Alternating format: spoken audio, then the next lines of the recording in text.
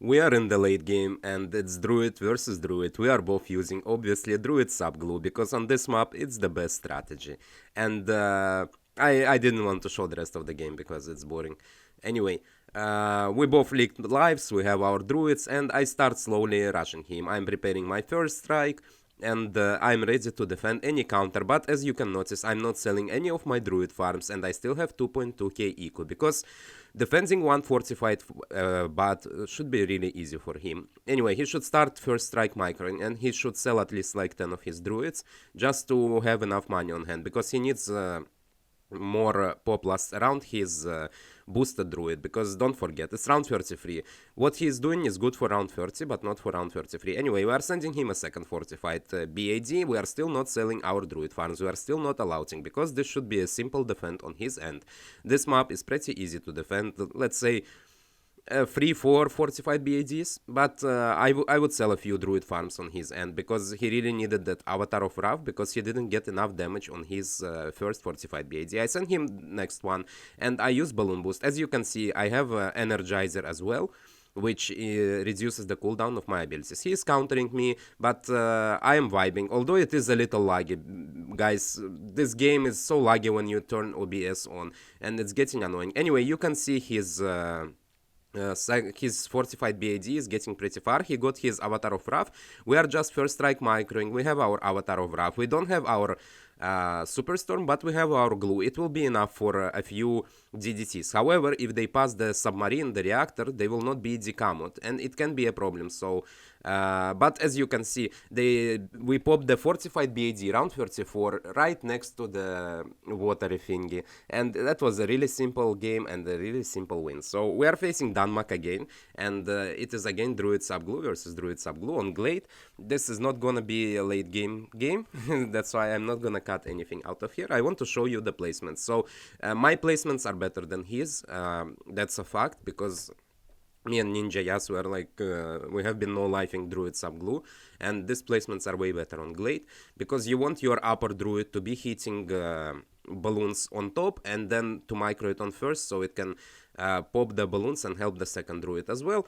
Now, as you can see, I micro my upper Druid on last when I can afford my 002 on both of the Druids. Now I micro the second Druid on last as well, and all this time I have been ecoing with red balloons, and I will be able to afford my Oben. He is ecoing with space greens, but it will only help me, because I can micro now my Druid from last on first if I really need to. If excuse me, if I start leaking too many lives, I place my Oben, and perfectly on time before round 3. We haven't panicked at all. We have leaked enough lives. We got both of our druids buffed, and this is perfect. Both of our druids on last. His druid spot is not as good because I can layer, and honestly, round 11, 13, 15, especially if I were going farms against him, he would struggle a lot with his druid spots because of the layering. Even if he goes for reactor and ballistic missile, his spots just are very dangerous to defend against any rushes, especially from farm players.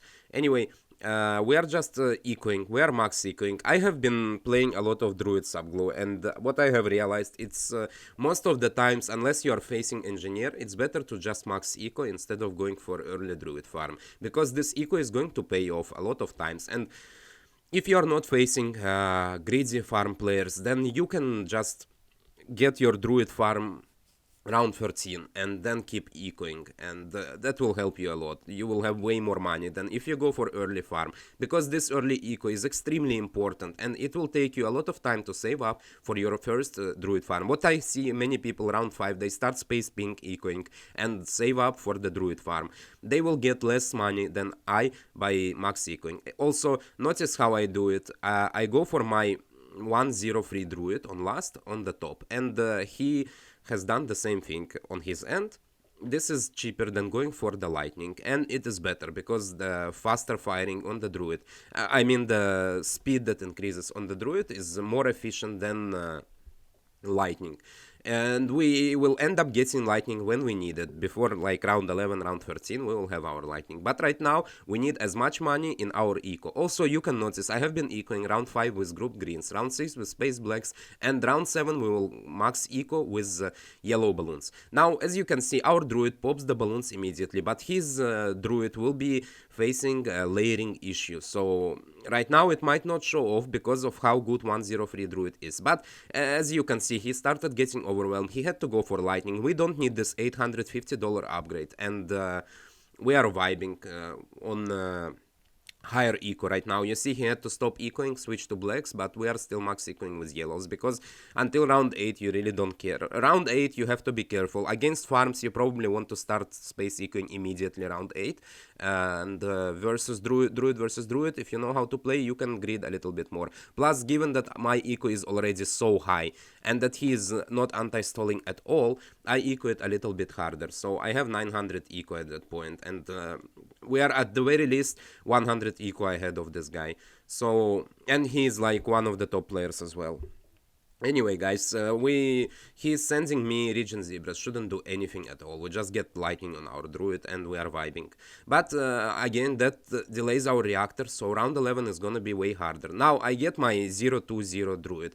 Probably, given how greedy I was this game, I shouldn't have done that. But again, Zigro is very important on druid defenses, because removing that regro layer can save you a lot of games, guys. Anyway, we are both going for our reactor right now, but as you can see, his sub and his druids are very far away from each other.